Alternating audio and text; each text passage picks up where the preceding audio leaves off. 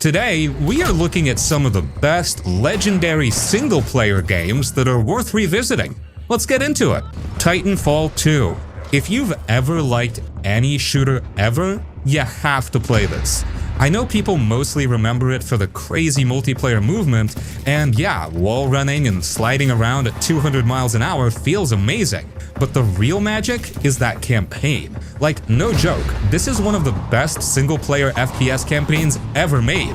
You play as a regular soldier named Jack Cooper, and early in the game, you end up paired with a Titan, a giant robot named BT-7274. It starts off simple, just you trying to survive and learn how to control this powerful mech.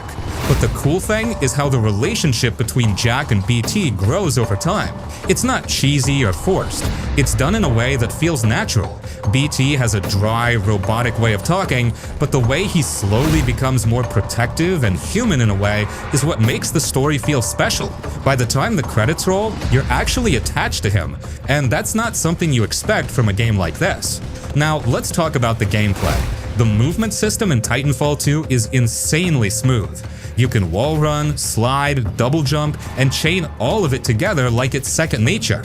It makes combat super dynamic. You don't just run and shoot, you're constantly zipping around, looking for better angles, and it makes every fight feel like a playground. You feel in control and it never gets old. But the campaign doesn't just rely on that. Every level is built around a unique idea, and I mean actually unique. One moment you're platforming through factories that are building cities sideways, and the next you're using a time-shifting device to bounce between two versions of the same area. The creativity in each level keeps things fresh the whole way through. You never feel like you're doing the same thing for too long. It's like the game respects your time. No filler, just cool ideas back to back. The visuals still look clean today. Nothing crazy, but the art design is sharp, and the lighting in some levels gives it that futuristic sci-fi vibe without going overboard. The sound design helps too. The weapons feel punchy, and the soundtrack has a nice mix of intensity and emotion depending on the scene. The campaign isn't super long. You can finish it in about 5 to 6 hours, but it's tight. Every mission feels like it has a purpose, and there's no downtime. It's rare for a shooter campaign to be this well built from top to bottom. Titanfall 2 is just one of those games where everything clicks. Movement, story, gunplay, pacing. It's easy to get into, hard to forget, and still holds up years later. If you've never played it, now is honestly a great time to go back. It's one of those single-player experiences that deserves way more credit than it got.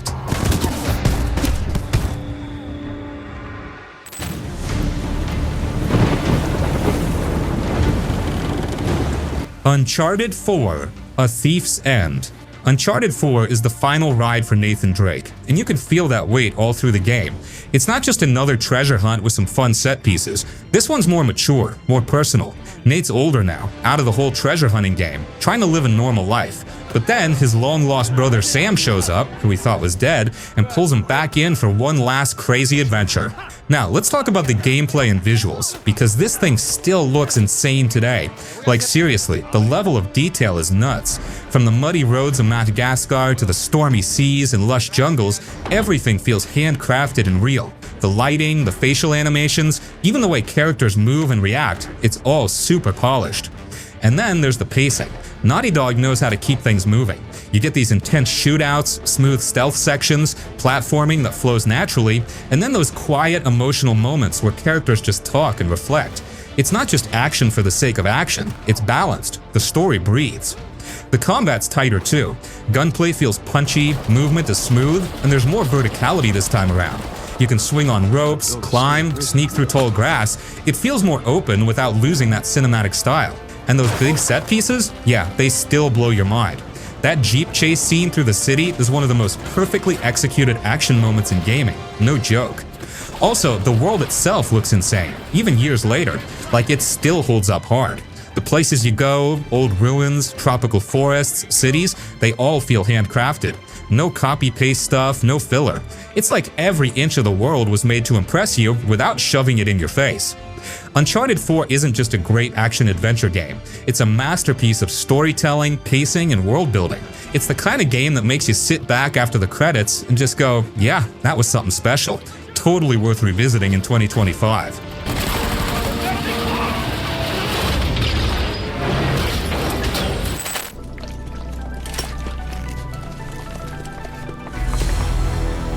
Metal Gear Solid 5, The Phantom Pain.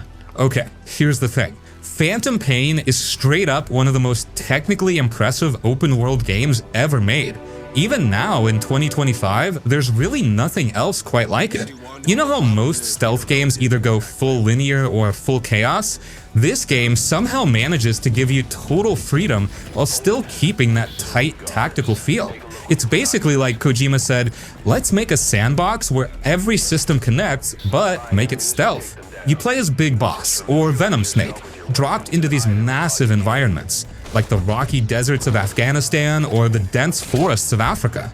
These maps are huge, but not just for show. They're built for strategy. You're not just running from point A to B. You're scouting enemy outposts, checking patrol routes, tagging guards with your binoculars, using weather, time of day, even horse poop, yes, horse poop, to mess with enemies. And yeah, you've got full control over how to approach any situation. Sneak in at night, go loud in the day, use your buddy system to bring in a sniper, a dog, or even a mech suit. And the gameplay system's insane. Everything feeds into everything else. Enemies learn your habits. Use too many headshots, they'll start wearing helmets. Always attack at night, they'll bring night vision. It's like the game is watching you, adapting to how you play, and you adapt back. That constant push and pull keeps every mission feeling fresh, even after 40-50 hours. The controls are super smooth. Shooting, sneaking, crawling, climbing, everything feels snappy and responsive. And the little touches go a long way, like how your Fulton balloon system lets you extract enemies, vehicles, resources, and even animals back to your base. Speaking of which, Mother Base. You actually build and manage your own base of operations. Recruit soldiers, research weapons and gadgets, send out teams on missions. It gives you that sense of progression without ever forcing it. Now, story-wise, yeah, it's controversial. Some fans wanted more cutscenes and drama like the old Metal Gear games. This one goes quieter, more subtle, but there's still plenty of that classic Kojima weirdness. Creepy child soldiers, psychic parasites, flaming whales, it's all here. It just leans more into the player experience than exposition this time around. And honestly, it kinda works. The atmosphere though, that's where this game hits different. There's this cold, quiet feeling throughout. You're just a man with a robot arm, a cigar, and a lot of ghosts behind him, riding through dusty landscapes while a cassette tape plays 80s music.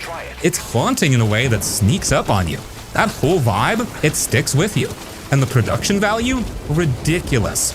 It still looks amazing, the voice acting is solid, and the game runs buttery smooth even on older systems. If you skipped it back then or just never got around to finishing it, this is absolutely worth revisiting now. It's one of the most mechanically deep and open-ended stealth action games ever made. It might not tell you everything, hell, sometimes it doesn't tell you much at all, but that's the point. It throws you into its world and says, go make your own war story. And man, what a story it ends up being. Chico, it's me. No!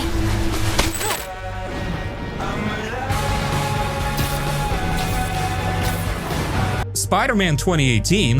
Superhero games existed before this, but nothing felt this good to control. The moment you swing off that first rooftop, you know it's gonna be something special. The momentum, the animations, the way Spidey flips and spins mid-air, it's buttery smooth. You're not just fast traveling to missions, you're swinging there every single time, because it just feels too damn good not to. And this version of New York, it's not just a bunch of boxes with windows, it's alive. People wave at you on the street, comment on what suit you're wearing, take selfies with you. It makes you feel like you really live here. The city's got that fall-time glow, golden sun bouncing off glass towers, soft wind flowing between buildings, and little pockets of detail everywhere. Whether you're zipping through Chinatown or chilling on a rooftop in Harlem, there's a mood here. It's cozy, lively, but also cinematic as hell. The open world isn't bloated either.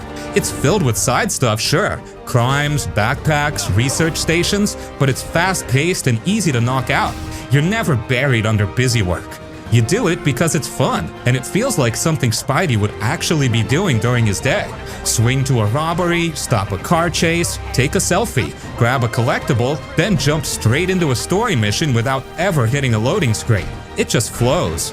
Combat? Straight up Arkham style, but speedier. You've got gadgets, air juggles, finishers, environmental takedowns, and you can mix it all up however you like. The suit mods and abilities let you customize your own Spidey style too. Want to go stealthy? Do it. Want to go full web bomb chaos? Also cool. The animations are top tier, and Peter always quips mid-fight, which keeps the energy up. But what really surprised people back then and still holds up now is the story. This is an origin story Peter. He's older, smarter, already been Spidey for years. And that gives the writers room to focus on his relationships, his struggles, and his city. There's drama, heart, humor, and some genuinely emotional stuff that hits hard. The pacing is tight, the villains are great, and the performances feel real. Even if you've already played it once, going back now is still worth it. Especially after playing other open world games that just don't have the same level of polish or flow. This one's different. It's not trying to overwhelm you, it just wants you to feel good, be a hero, and swing your heart out across a gorgeous living city. And it still pulls that off, no problem. Wait, you?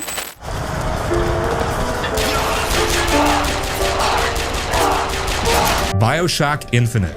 Even years later, Bioshock Infinite might have come out way back in 2013, but it still hits hard, and it's absolutely worth revisiting today. At its core, yeah, it's a shooter, but it's not just about blasting enemies. The world, the atmosphere, the themes, that's what makes this thing special. You're up in this floating city called Columbia, which honestly still looks incredible. The way it mixes that early 1900s American dream vibe with flying zeppelins, music echoing through the air, sunlit clouds, bright colors, it's weirdly beautiful, but also super messed up when you start digging deeper. It's not your typical post-apocalyptic setting like the first Bioshock.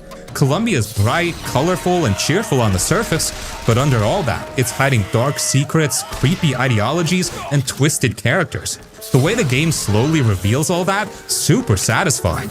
It's like peeling back layers of something that looked perfect, but is rotten underneath. And the storytelling is so tight. You're playing as Booker DeWitt, this dude with a shady past who's just trying to clear a debt. Bring us the girl and wipe away the debt. Simple setup. But then you meet Elizabeth, and suddenly, the game becomes way more than you expected. She's not just a sidekick, she's actually one of the best companions in any game, period. Helps you in combat, finds stuff, opens up tears in space-time, and she's just a strong, emotional part of the whole journey. The story keeps getting crazier the more you play. It throws you into wild twists, alternate realities, timelines, but it never feels too confusing. It keeps you grounded with the characters. Combat's pretty solid too. You've got guns, sure, but the real fun comes from the vigors, like superpowers you mix into your fighting style. Toss enemies into the air, shock them, sick a murder of crows on them, all while zipping around on sky rails like a roller coaster. It feels fast, chaotic, and fun. Not the deepest shooter mechanics, but definitely stylish and satisfying.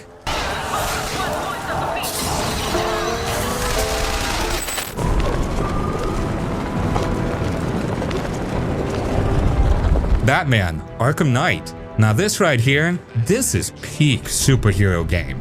Arkham Knight came out in 2015, and honestly, still one of the slickest, most polished open-world action games out there. Like no joke, this game made you feel like Batman in every single way. First off, Gotham City.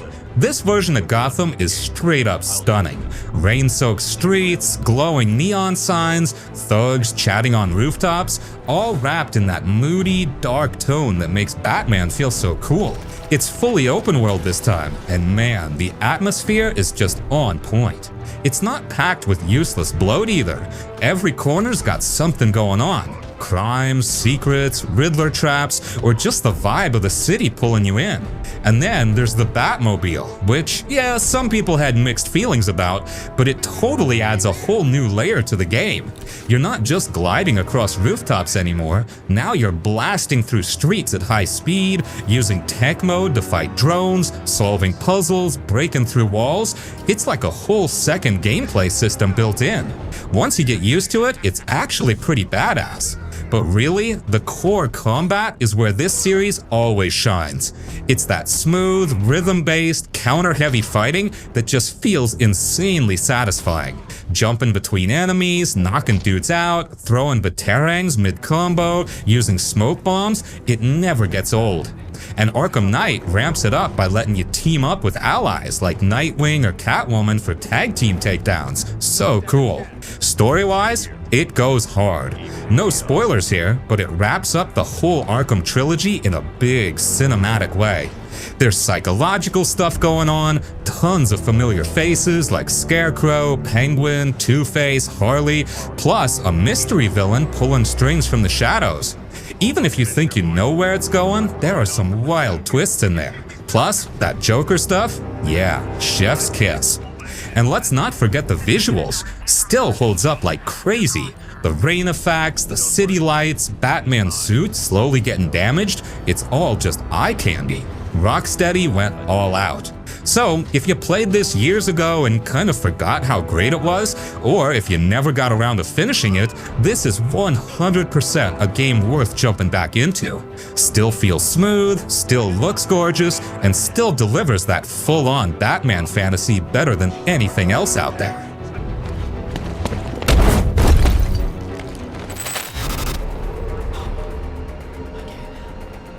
I could see the mansion where the gala was. Quantum Break.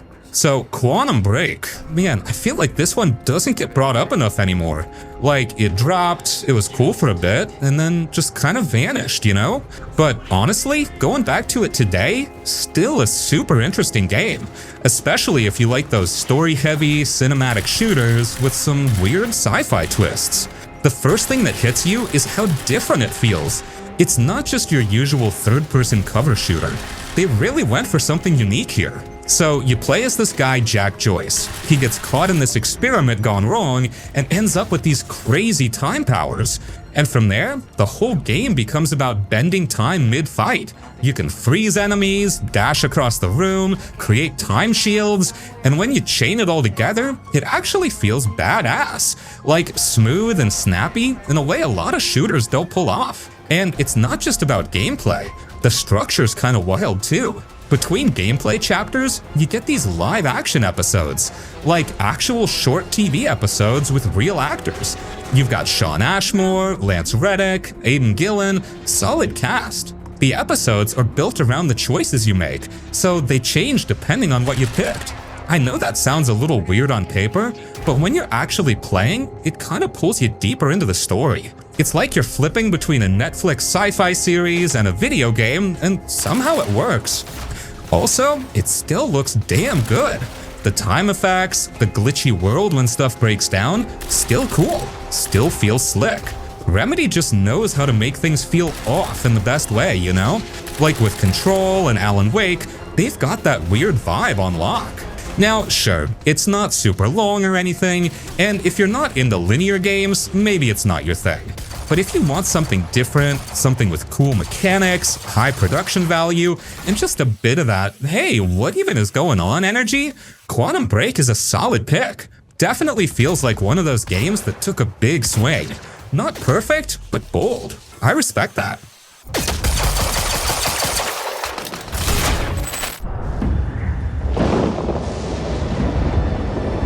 Dragon Age Origins. Yeah, I know, this one's a bit older, but if you're into big, meaty RPGs with a heavy focus on choice, this game still holds up like a damn classic. So here's the deal. You start by picking your origin story, like literally. Human noble, city elf, mage locked up in a tower. Each one plays totally different at the beginning, and that choice actually affects how people treat you the entire game. It's not just a little intro that disappears, it sticks. It's kind of wild how detailed it is, especially for a 2009 game. And then the plot kicks in. The whole kingdom's going to hell thanks to this blight, which is basically a demon zombie apocalypse. You get drafted into this ancient warrior group called the Grey Wardens, who are like the only ones that can stop the big bad. From there, it's a classic BioWare formula. Build your squad, make tough calls, maybe romance someone, maybe piss off a few companions. You know, the good stuff. Speaking of the squad, bro, this cast is stacked. Alistair is your sarcastic bestie, Morrigan is the snarky witch with her own mysterious plans, and then there's guys like Sten, Leliana, Ogren, all with deep backstories and personalities that can clash depending on how you play. And they will argue with you, or leave, or turn on you. It's that kind of game. The gameplay? Okay, yeah, it's a little crunchy and old school compared to newer stuff. It's more tactical, especially if you're on PC. You pause the game, assign moves, manage aggro, all that nerdy RPG combat stuff. But once it clicks, it's really rewarding, and some of the boss fights get intense if you're not prepared. But the real star of the show is the writing. The world of Ferelden feels lived in. It's grimy, political, kinda depressing at times, like Game of Thrones vibes but with more darkspawn. Your choices? They actually matter. Like, major characters can die and stay dead. Alliances can shift. Endings change. It's got weight. So yeah, it's not shiny or modern or super fast-paced, but Dragon Age Origins is still one of the best written and most reactive RPGs ever made. It respects your decisions in a way that a lot of newer games just don't. If you want a rich fantasy world where your actions actually shape the story, this is it. Just maybe install a few mods to clean up the visuals. That 2009 jank is real.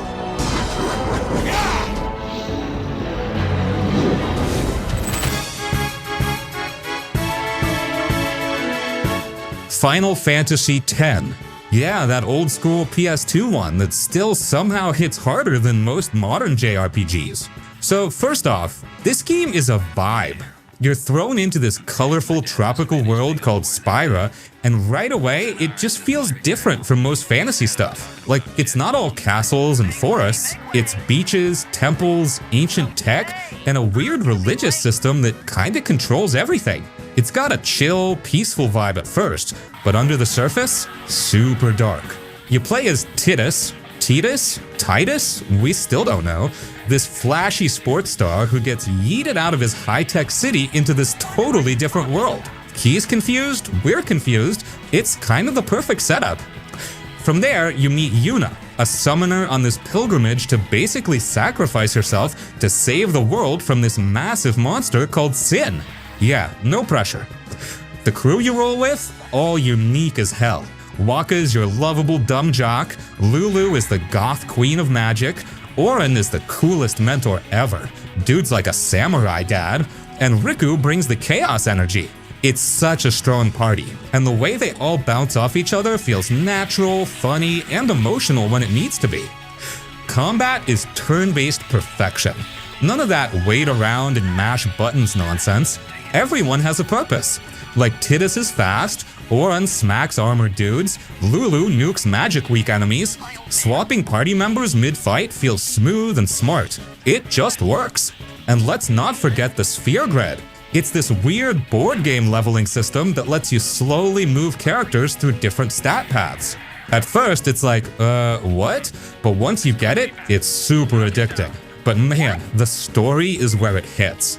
At first, it's this kinda upbeat fantasy road trip, but as you dig deeper, it gets heavy, like existential crisis heavy. It tackles death, faith, cycles of destruction, letting go. It sneaks up on you. And the ending still wrecks people 20 years later. This is it. Coastal road to get there. Alan Wake Remastered. Let's get into Alan Wake Remastered, aka, what if a horror novel came to life and started beating the crap out of you with a flashlight? So picture this, you're Alan Wake, a best-selling author who hasn't written a word in years. Burnt out, frustrated, kinda washed. His wife drags him on a getaway to this quiet little town called Bright Falls. You know, just a peaceful, wholesome, middle-of-nowhere mountain town. Except, nope, she goes missing almost immediately, and everything spirals into full-on psychological horror mode.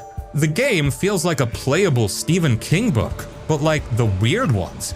The whole town's hiding something, people act off, shadows literally come to life, and you start finding pages of a novel you don't remember writing. But the freaky part is, the stuff in those pages starts happening for real. Like, you read it, then boom, it plays out minutes later. Total brain trip. Gameplay-wise, it's not your average shooter.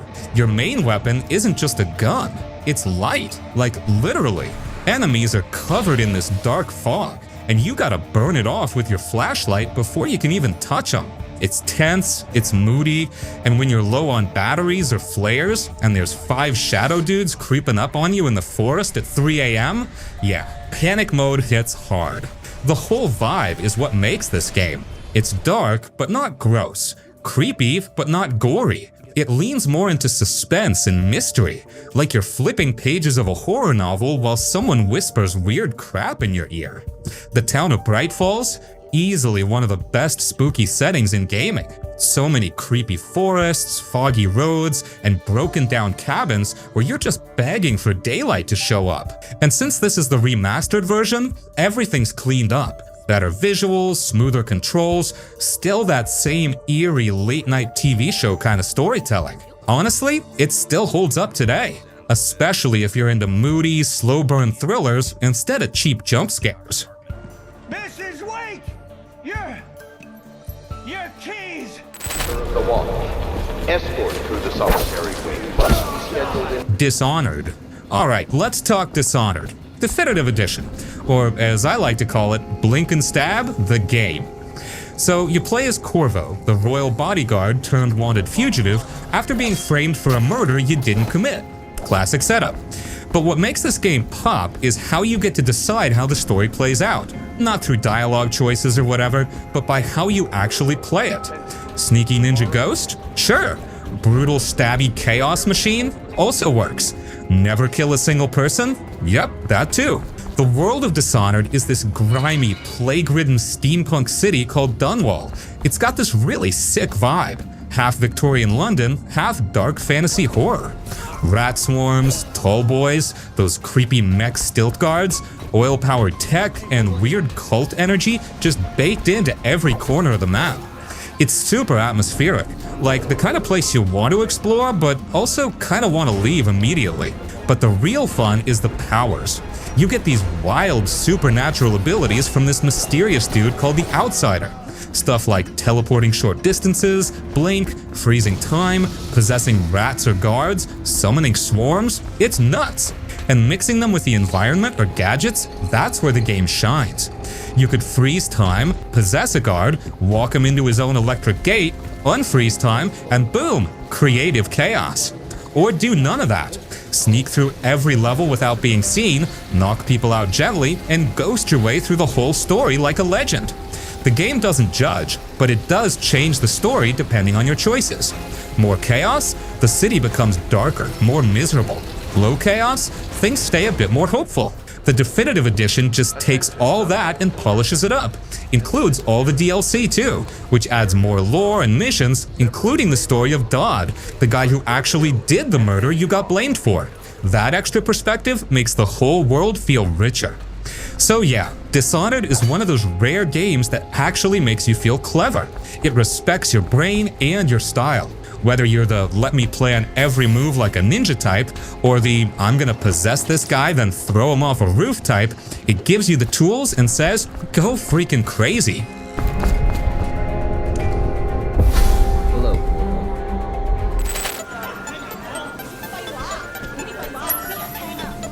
Sleeping Dogs. Man, Sleeping Dogs is straight up one of the most slept on open world games ever made. And I don't say that lightly. This game came out in a time when people were already kind of burnt out on open world GTA style games, right? Everyone was doing big maps, crime stories, carjackings, same old checklist formula. But Sleeping Dogs hit different. First off, that Hong Kong setting? Dude, nobody was doing that. It's not just the looks either, though that neon-drenched nightlife is so fire. It's the feel of the city. You can tell they actually cared about capturing the culture, the language, the energy. You've got street food vendors yelling at you, packed alleyways, those little overpasses with neon signs everywhere.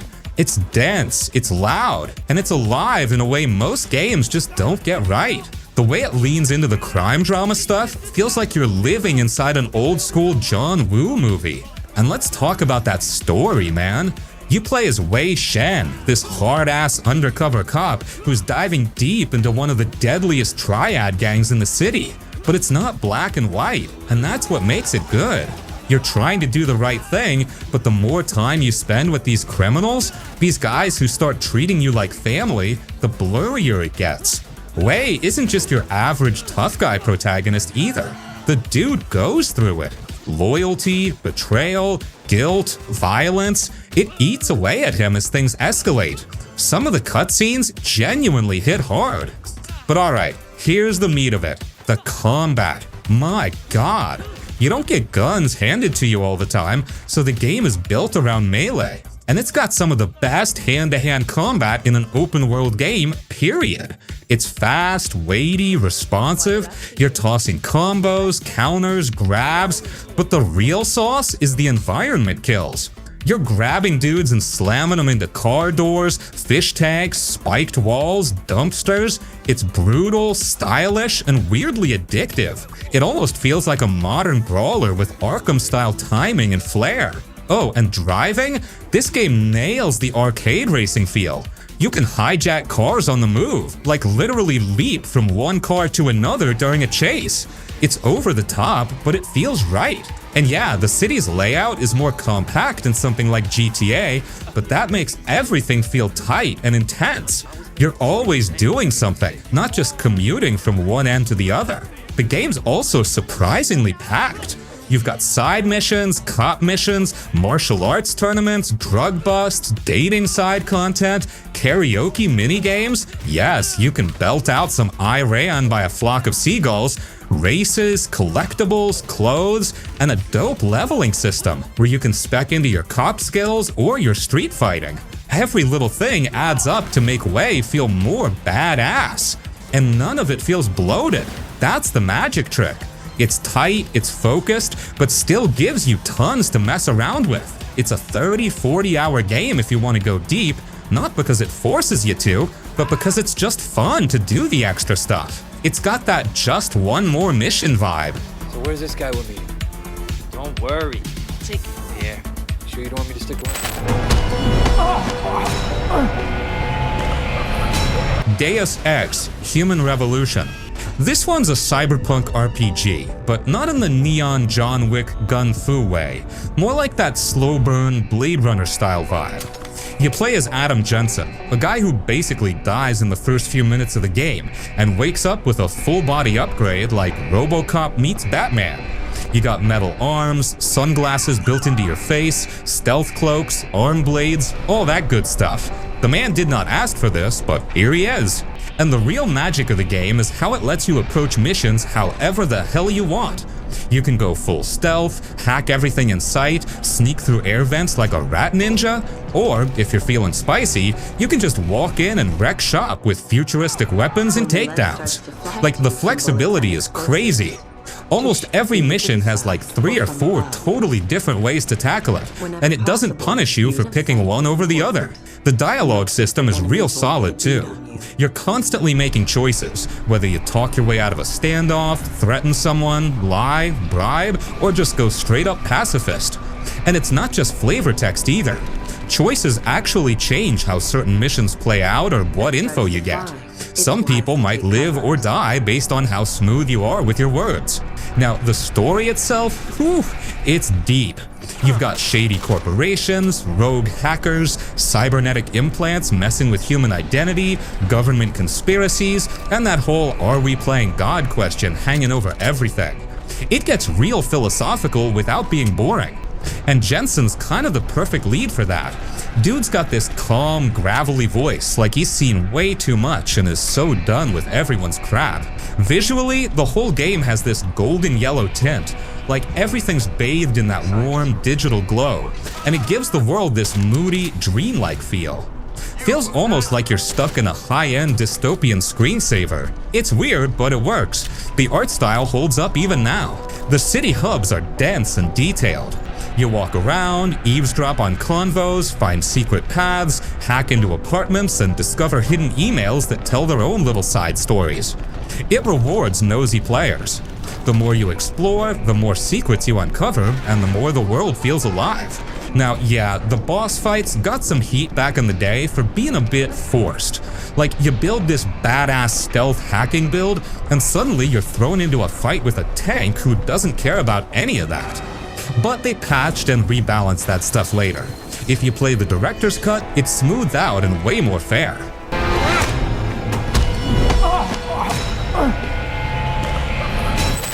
I'm Detective Phelps of the LAPD. How can I help, Detective? LA Noire. If most games are action movies, this one feels more like you're inside a slow-burning detective drama from the 40s. It's moody, it's methodical, and it doesn't care about being fast-paced or flashy. It wants you to think, to look, to observe. And honestly, it's still one of the most unique games ever made. You play as Cole Phelps, a war vet turned LAPD officer climbing the ranks through different departments. Traffic, homicide, vice, arson. Each desk has its own types of cases, and they feel straight out of an old-school noir film. You're not just shooting guys or chasing bad guys, though yeah, that happens too. The heart of the game is all about solving crimes. And this ain't your usual press X to investigate kind of thing. You actually walk around crime scenes, inspect bodies, flip over bloody objects, check ID cards, sniff out clues, then go question people about what you found. And here's where the game gets real interesting. It uses facial capture tech that was way ahead of its time. You're watching suspects' faces for little twitches, sideways glances, smirks, and you gotta decide if they're telling the truth, hiding something, or straight up lying. Like, it makes you pay attention. You can't just skip dialogue or speed through scenes. You need to listen and read people. Some cases really make you second guess yourself too. You might arrest the wrong person if you're not careful. It's bold for a game to let you mess up like that, but it adds to the realism. And that setting's so damn good, atmospheric and immersive. The 1940s Los Angeles map is huge, but not packed with random side stuff like a modern open world game. It's more about soaking in the atmosphere. You're driving those old cars through wide streets, passing diners, movie theaters, all with that jazzy soundtrack humming in the background. You feel like you're in an old film, no joke. Now, yeah, the shooting and driving parts are a little stiff, that's just how it is. You don't come to this game for tight action gameplay. It's more about the vibe, the story, the characters, and that detective work. And the cases themselves? Some are simple, others get real dark, like real dark. There's one involving missing kids that'll mess with your head. Rockstar didn't hold back. But what really makes it special is how different it is from everything else.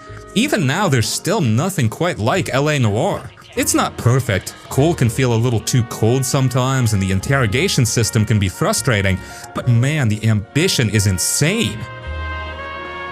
We can put the driver in front of a judge in less than a week.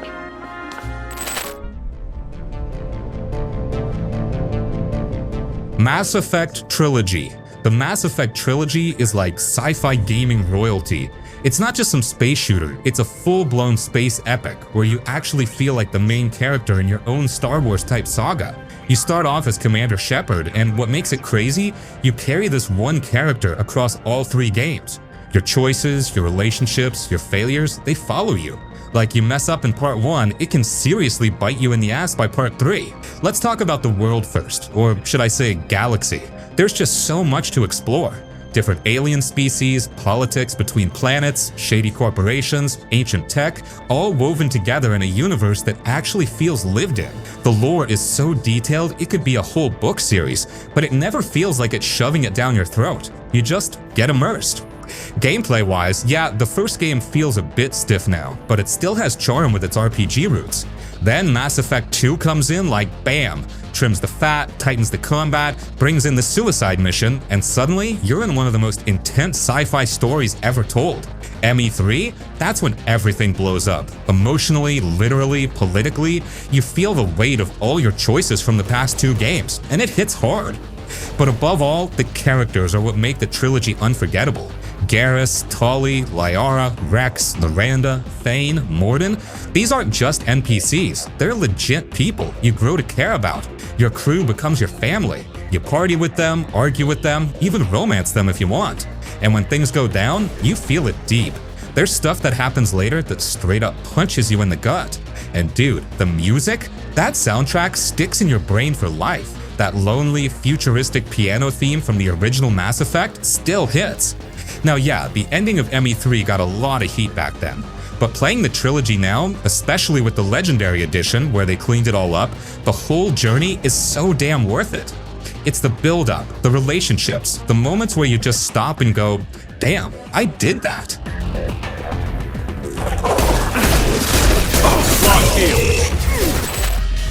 Come on. Max Payne 3. Max Payne 3 is just one of those games that still feels different, even all these years later. It's gritty, it's violent, and it's stylish as hell. Rockstar took a bold turn with this one. They moved Max from the snowy streets of New York to the hot, chaotic mess of Sao Paulo, Brazil, and the vibe is completely different from the older games, but still keeps that same broken, bitter soul at the center of it. Max is older now, washed up, addicted to painkillers and booze, and just done with everything. But he still has that sharp inner monologue going the whole time. Cynical, depressing, weirdly poetic in how he talks about life falling apart. It really pulls you into his head. You feel how tired he is, but also how dangerous he still can be. The action? Man, it's clean. The gunplay is so smooth, it's probably some of the best third-person shooting ever made. Every bullet has impact. Every dive, that classic bullet time slow motion, looks like it's straight out of a movie. You shoot a guy mid-air, glass shatters, bodies drop, blood flies, and Max just lands, groaning and trying to reload. It's all so damn cinematic. You feel like you're in a gritty action film from the early 2000s, not like some superhero, but a dude barely holding it together who happens to be deadly. The environments are a huge step up too. From high-end nightclubs to slums, fancy condos to dirty police stations, it all looks so real and detailed with this chaotic, loud energy. The soundtrack and visuals have this glitchy, paranoid style that keeps the tension high the whole time. It's not an open-world game, but the levels are tight and packed with personality. It's like an interactive action thriller. It pulls you forward hard.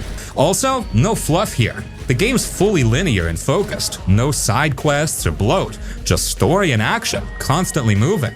It's a solid 8 to 10 hours, and it stays intense the whole ride. Doesn't drag, doesn't try to pad anything, just raw, focused storytelling and shooting. It's kinda wild that Rockstar hasn't gone back to Max Payne since then, because even now, Max Payne 3 holds up, maybe even better than most shooters today. It's got that old school games used to take risks vibe, and that makes it 100% worth revisiting.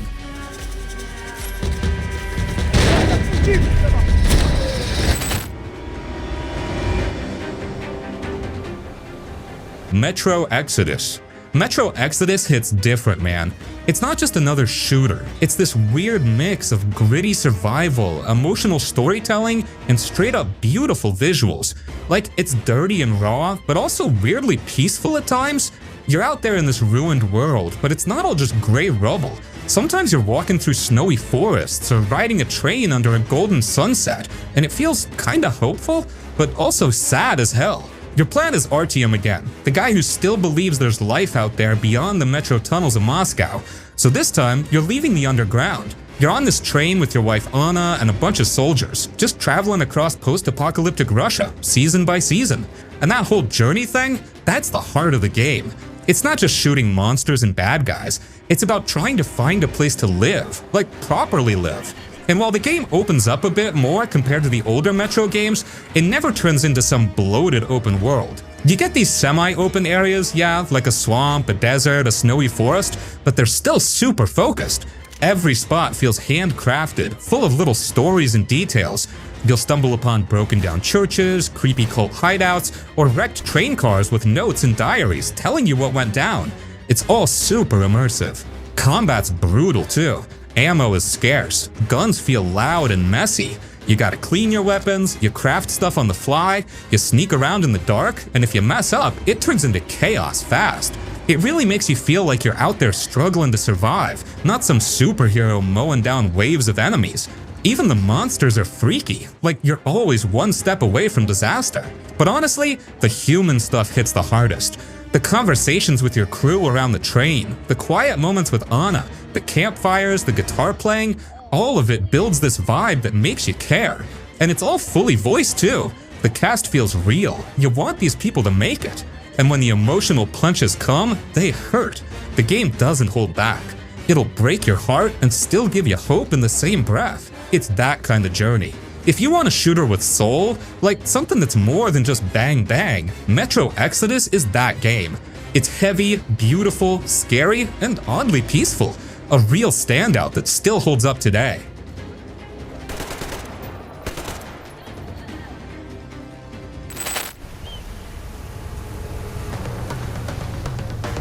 Hitman Absolution.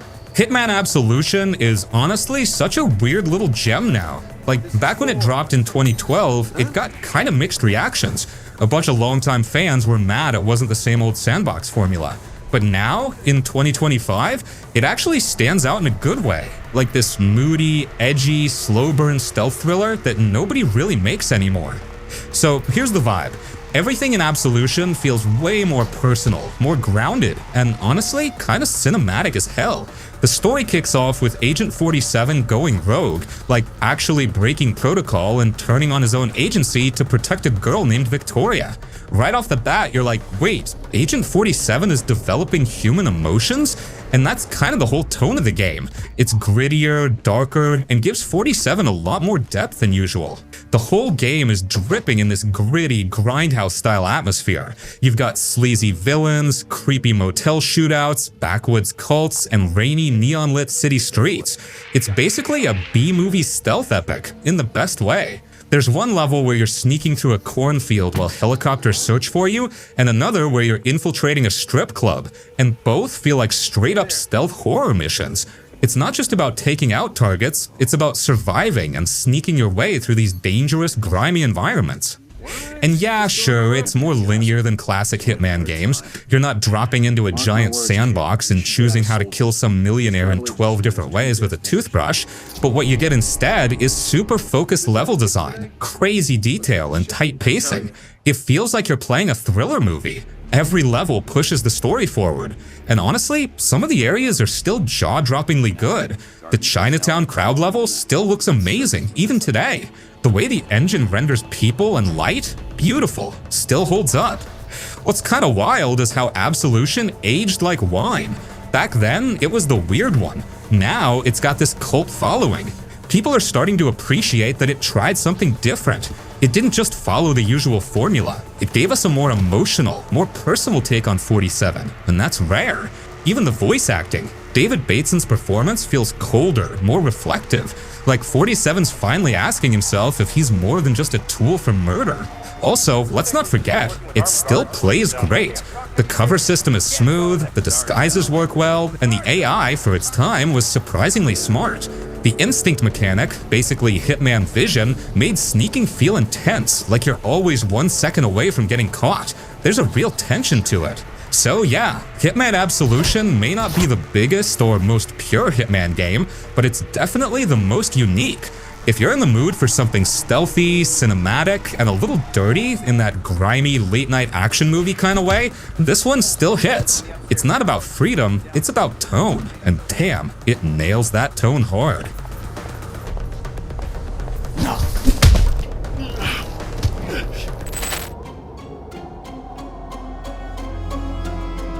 Until Dawn. Until Dawn is one of those games that just nails the interactive horror movie vibe. Like, it straight up feels like you're playing through a late-night teen slasher flick, but you're actually in control of who lives, who dies, and how the whole thing plays out. It's cheesy in all the right ways, but also genuinely creepy and intense when it needs to be. You've got 8 characters, classic horror movie group, jocks, nerds, mean girls, all of it, stuck in a remote snowy mountain lodge. The setup's simple, but it gets twisted fast. Things start off with pranks and awkward drama, then slowly spiral into a nightmare with masked killers, creepy minds, and some legit supernatural stuff lurking in the background. You think it's one kind of horror story, and then it flips the script halfway through. What makes it so fun is how every single choice you make really matters. Like, not in that fake choose-your-own-path way a lot of games do. People can die because you missed a QuickTime event, or because you chose the wrong hiding spot, or even because you didn't shoot someone when you should have. You'll constantly second-guess yourself, and that's the beauty of it. You feel the tension, and it makes everything way more personal. Visually, it still looks great today. The lighting, facial animations, and snowy mountain vibes all feel super polished. almost like watching a high-budget horror show. And yeah, the characters are kinda tropey, but they're meant to be. It's part of the charm. Plus, the game actually gives them depth the more you play. Some characters you might hate early on actually grow on you, depending on how you handle their story.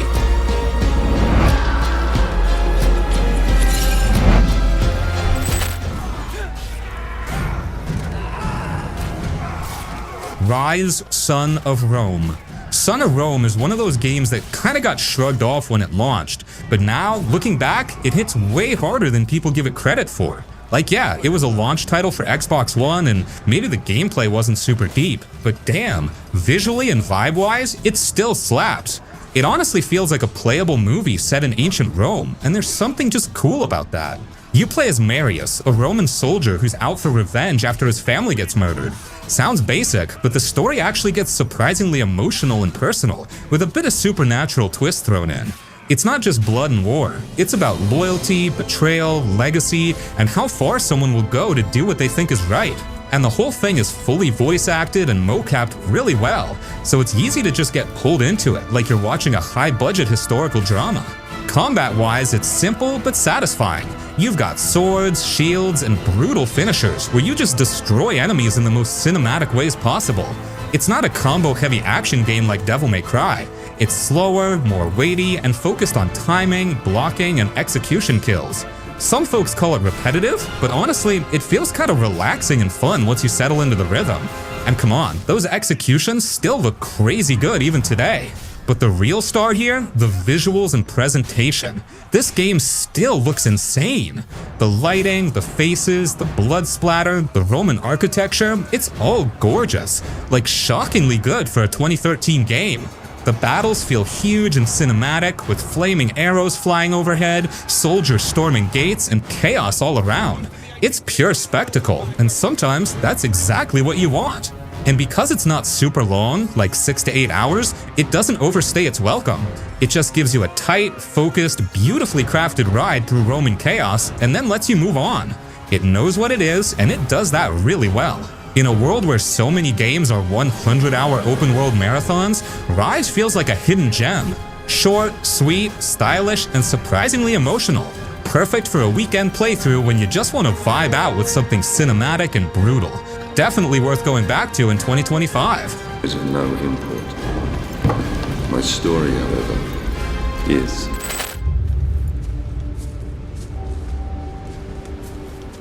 Middle-earth: Shadow of Mordor. Middle-earth: Shadow of Mordor is one of those games that came out of nowhere and surprised pretty much everybody. Like, you hear Lord of the Rings spin-off game and think it's gonna be some average license thing, but this one actually went all in, with slick gameplay, great visuals, and a world that felt dark, raw, and way more brutal than the movies. You play as Talion, a ranger who's basically been cursed to live with a wraith inside him. That combo gives him badass ghost powers alongside regular sword skills. It's this blend of stealth, parkour, and straight-up slicing through orcs that feels super fluid, kinda like if Assassin's Creed and Batman Arkham had a baby in Mordor. But the real genius thing that makes this game stand out is the Nemesis system. It's wild. Every enemy orc has a name, a rank, a personality, and if they kill you, they get promoted and remember you. So imagine getting smacked down by some random grunt, and the next time you see him, he's got a scar on his face and is trash-talking you for round 2. It makes the world feel alive, like you're shaping the hierarchy of Mordor just by playing. You start building rivalries and grudges. It's personal in a way most games never even try. Visually, the game still looks solid even today. Mordor is all gloomy and gross, but there's this gritty beauty to it. You're constantly sneaking through fortresses, jumping off cliffs, and setting everything on fire. It never feels static or boring. And as the game goes on, you unlock more ghost powers that make you feel like an unstoppable, mythic force in nature. The story is darker than your average fantasy, too.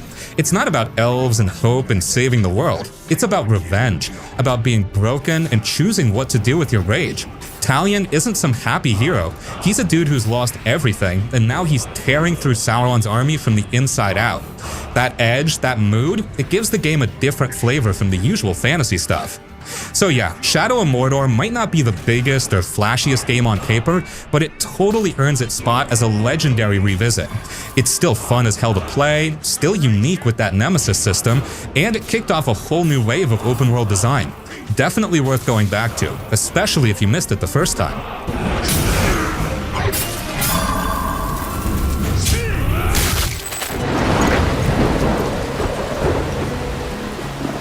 Life is Strange. Life is Strange is honestly one of the most atmospheric, story-driven games ever made. Like, no exaggeration, this thing hit hard back when it dropped, and even now, going back to it in 2025, it still holds up like crazy. It's not just a game, it's a full-on vibe. That sleepy, rainy Pacific Northwest setting, the moody lighting, the soft indie soundtrack, that hazy filter on everything, it's like stepping into a dream you kind of remember. Like one of those feelings you can't put into words, but this game does it for you.